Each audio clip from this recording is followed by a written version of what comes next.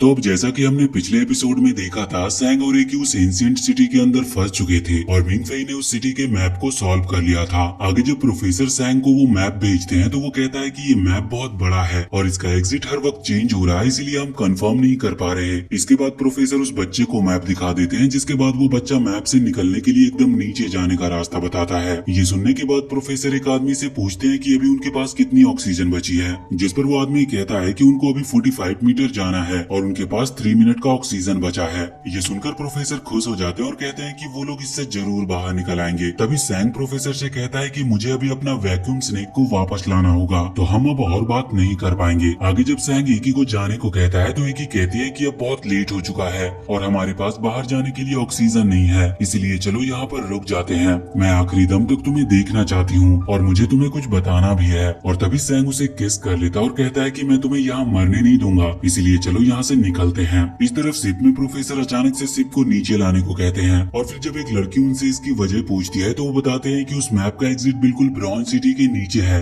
इसीलिए वो brown city से तो बाहर निकल आएंगे लेकिन पानी से बाहर नहीं आ पाएंगे क्योंकि उनके पास इतना ऑक्सीजन नहीं है।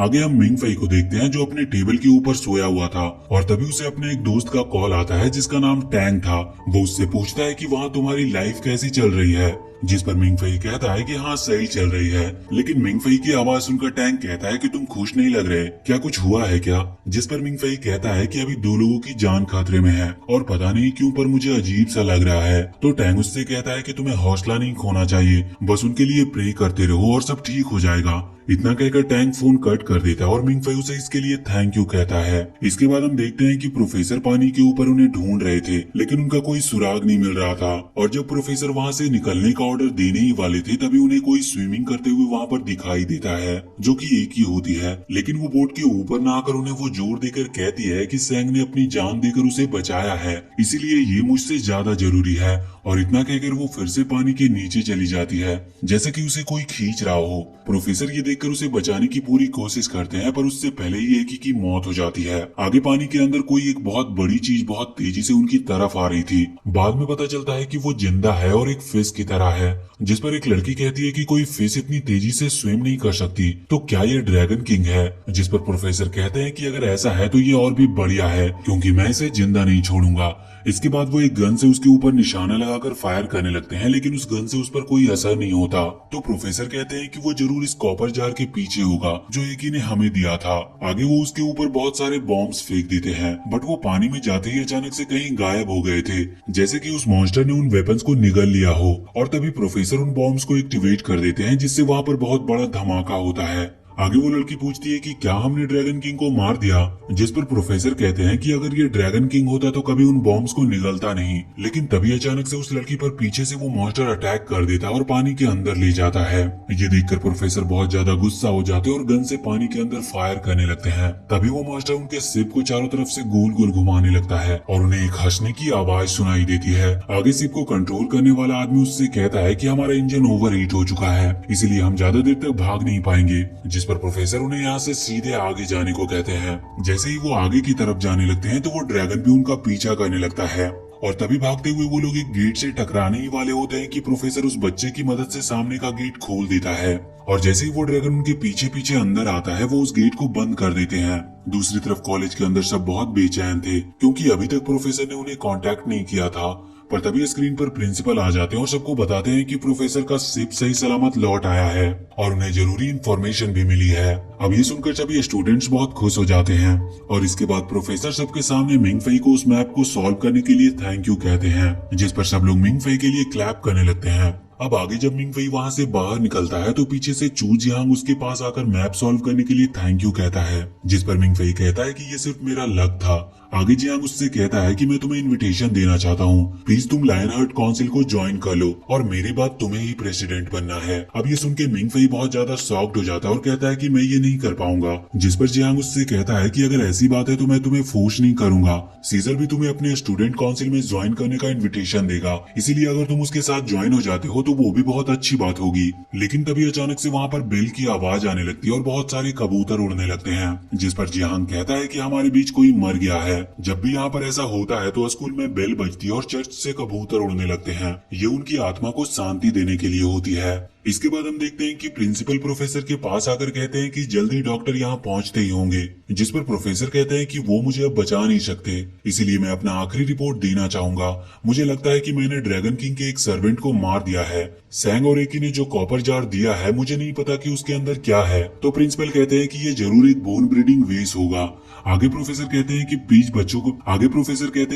बच्चों को ये मत बताना कि इस मिशन में गए सारे लोग मारे गए। उन्हें ये बता देना कि हम एक न्यू मिशन में चले गए हैं और मेरी तरफ से नुओ को हेलो बोलना। अब उसे एक नए टीचर की जरूरत पड़ने वाली है। और इतना कहकर प्रोफेसर हमेशा के लिए अपनी आंखें बंद कर लेते हैं। इसके बाद हम देखते हैं कि सीजर ने मिंग फई को मेल में एक इनविटेशन देकर एक पार्टी में बुलाया था। ये देखकर मिंग फई फिंगर से सीजर के बारे में पूछता है तो फिंगर उसे बताता है कि वो एक मिक्स्ड रेस फैमिली से है और उसकी फैमिली वेस्ट वर्ल्ड में काफी फेमस है और उसकी फैमिली पूरे वेस्ट वर्ल्ड में हर जगह है। बचपन से ही सीजर को उसकी फैमिली का अगला लीडर चूज कर लिया गया था। ये सुनने के बाद मिंग फई कहता है कि शायद मुझे इस पार्टी में नहीं जाना चाहिए, क्योंकि इस पार्टी में जाने के लिए मुझे कोट पहनना होगा और मेरे पास एक भी कोट नहीं है। जिस पर मिंग फई उसे रेंट पर सूट ले जाने को कहता है। तो अब जाकर मिंग फई जाने के लिए तैयार होता है। इसके बाद मिंग फई और फिंगर पार्टी के लिए एक बहुत बड़े मेंशन के अंदर जाते हैं और तभी वहाँ पर एक ट्रक रास्ते पर फ्लावर बिछा देता है और उसी वक्त वहाँ पर नुओ भी आ जाती है। नुओ उस फ्लावर के पास से चलकर सीजर के पास जाती है और उसके साथ अंदर चली जाती है।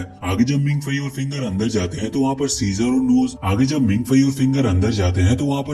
नुओ साथ में आते हैं। सीजर वहाँ सबके सामने नुओ को हैप्पी बर्थडे विश करता है और एक चुटकी बजाकर डांस पार्टी को स्टार्ट कर देता है। सबको डांस करते हुए देखकर फिंगर भी मिंग फई को लेकर डांस करने चला जाता है, लेकिन मिंग फई उसके साथ बिल्कुल भी डांस नहीं कर पाता और उसे चक्कर भी आने लगते हैं और इसके बाद सीजर डांस को रोक देता है। अब सीजर आगे आकर सबके सामने कहता है कि जब मैं कॉलेज में पहली बार आया था तो बहुत निराश हो गया था, क्योंकि यहाँ पर बहुत सारे स्टूडेंट थे और मैं ये जानता था कि एक जीनियस कभी भीड़ में नहीं होगा। और अच्छी बात यहाँ पर ये है कि यहाँ पर इतने सारे स्टूडेंट्स नहीं हैं और सिर्फ बेस्ट स्टूडेंट्स ही हैं। तुम सब यहाँ इस कॉलेज में फाइट करने आए हो, इसीलिए ये तुम्हारे जंग की शुरुआत है और सिर्फ बेस्ट स्टूडेंट को ही जंग में जाने की परमिशन होती है और सिर्फ वही जंग में जाकर अपने आप को बचा सकते हैं, मेडल्स जीत सकते हैं। इसीलिए तुम सब बेस्ट बनने के लिए किसको फॉलो करना पसंद करोगे? जिस पर सारे स्टूडेंट जोर से सीजर का नाम चिल्लाने लगते हैं। तो सीजर कहता है कि तुम्हें मेरी नहीं बल्कि खुद की बातें सुननी चाहिए और याद रखना कि एक बेस्ट स्टूडेंट को बाहर की दुनिया पागल समझती है, इसीलिए मेरे इस पागलों की ग्रुप में तुम सबका स्वागत है। इसके बाद सब सीजर की बातें सुनकर क्लैप करने लगते हैं, लेकिन तभी अचानक से सीजर मिंग फई का नाम लेकर कहता है कि यहाँ ऊपर आओ और मेरे साथ खड़े हो जाओ और अगर तुम्हें एतराज है तो तुम डोर से बाहर जा सकते हो। ये सुनकर मिंग फई शॉक्ड हो जाता है तो सीजर उसे एक डांस के बाद जवाब देने को कहता है। तभी हम देखते हैं कि मिंग फई ने जिस लड़की को क्लास टेस्ट के दौरान देखा था वो अब मिंग फई के पास आकर उसके साथ डांस करने के लिए पूछती है और ये देखकर फिंगर मिंग फई को उस लड़की की तरफ धक्का दे देता है और ये सुनकर फिंगर मिंग फई को उस लड़की की तरफ धक्का दे देता है और वो लोग साथ में डांस करने लगते हैं। लेकिन डांस के बीच में मिंग फई के सामने कुछ मेमोरीज आ जाते हैं, जैसे उसने पहले भी इस लड़की के साथ डांस किया हो। आगे जब उनका डांस खत्म होता है तो सब तालियां बजाते हैं।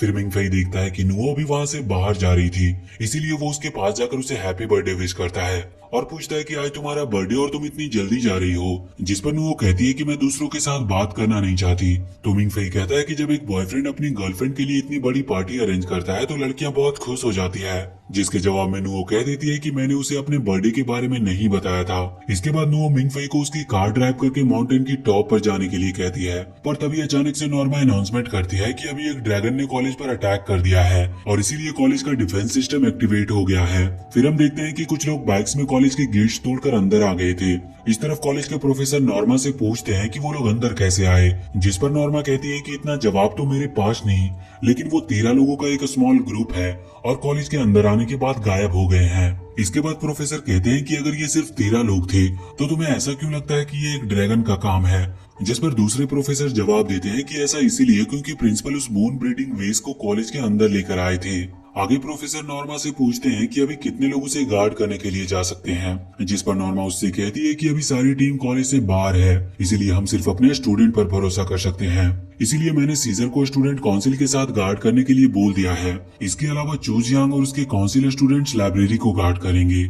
आगे हम देखते हैं कि सीजर और स्टूडेंट काउंसिल के सभी स्टूडेंट एक एक गन लेकर तैयार हो जाते हैं। दूसरी तरफ मिंग फई और नुओ कार में अभी माउंटेन की तरफ पहुंच गए थे और अभी ऊपर जा रहे थे। तभी मिंग फई देखता है कि नुओ सो गई और अचानक से वहाँ पर नुओ की जगह मिंगजे आ जाता है, जिसे देखकर मिंग फई पूरी तरह से हैरान था। तो मिंगजे उसे रास्ते की तरफ देखकर ड्राइव करने के लिए कहता है, क्योंकि सामने एक टर्न आने वाला था। और तभी मिंगफई जब सामने देखता है तो वो वहाँ से नीचे गिरते गिरते बचता है। आगे मिंगजे कहता है कि मैं तुम्हें यहाँ इस टर्न के बारे में बताने आया था, नहीं तो तुम अभी अपनी पसंदीदा लड़की के साथ मारे जाते। जिस पर मिंगफई कहता है कि तुम बकवास करना बंद करो, वो सिर्फ मेरी सीनियर है। तो मिंगजे कहता है कि तुम्हें मुझसे झूठ बोलने की जरूरत नहीं है, अगर पसंद करते हो तो उसे इम्प्रेस करने की कोशिश करो। और वैसे भी वो अपने बर्थडे के दिन अपने जूनियर के साथ माउंटेन के टॉप पर जा रही है, मतलब वो तुम पर यकीन करती है और उसने आज तक कभी किसी से प्यार नहीं किया है, इसीलिए तुम कोशिश करते रहो। और इतना कहकर वो वहाँ से चला जाता है। इसके बाद वो माउंटेन के टॉप पर पहुंच जाते हैं, जहाँ नुओ मिंगफई को साथ में वॉक करने के लिए इनवाइट करती है। अब दूसरी तरफ हम देखते हैं कि एक दुश्मन किसी लड़की से कॉल पर बात कर रहा होता है और वो कहता है कि हमारे आधे लोग मारे जा चुके हैं और अभी सिर्फ 6 लोग बचे हैं। आगे अगर हम कोटोडोमा यूज नहीं करते तो मारे जाएंगे, क्योंकि कॉलेज के ऊपर जो वॉचमैन नजर रखता है उसके असर से हम कोटोडोमा यूज नहीं कर सकते। जिस पर वो लड़की कहती है कि तुम फिक्र मत करो, जल्दी उसका कोटोडोमा हट जाएगा और तुम उसे यूज कर पाओगे। दूसरी तरफ हम देखते हैं कि प्रोफेसर मेलिन और उसके एक दूसरे प्रोफेसर नॉर्मा से बात कर रहे थे और उसे बाकी के 6 दुश्मनों को ढूंढने के लिए बोल रहे थे। तभी एक दूसरे प्रोफेसर मेलिन से कहते हैं कि क्या तुम अपने वैक्यूम स्नेक से उन्हें ढूंढ नहीं सकते। जिस पर प्रोफेसर मेलिन कहते हैं कि पूरे कॉलेज में जब तक वॉचमैन का कोटोडोमा है, हम में से कोई भी उसे यूज नहीं कर सकता। तो दूसरे प्रोफेसर कहते हैं कि क्या तुम उन्हें थोड़ी देर के लिए रुकने को नहीं कह सकते। इसके बाद वो लोग वॉचमैन को कॉल करके अपने कोटोडोमा को बंद करने को कहते हैं और उन्हें पूरी सिचुएशन बताते हैं कि अभी कुछ दुश्मन कॉलेज के अंदर घुस आए हैं। ये सब सुनकर वो वॉचमैन अपने कोटोडोमा को बंद करने के लिए राजी हो जाता है और उसे तुरंत ही बंद कर देता है। तो फिलहाल हम इसी के साथ इस पार्ट को यहीं पर एंड करते हैं और अगर आपको आगे की भी कहानी जाननी है तो हमें कमेंट सेक्शन में जरूर बताएं। वीडियो अगर पसंद आई हो तो चैनल को सब्सक्राइब करके बेल आइकन जरूर दबा ले।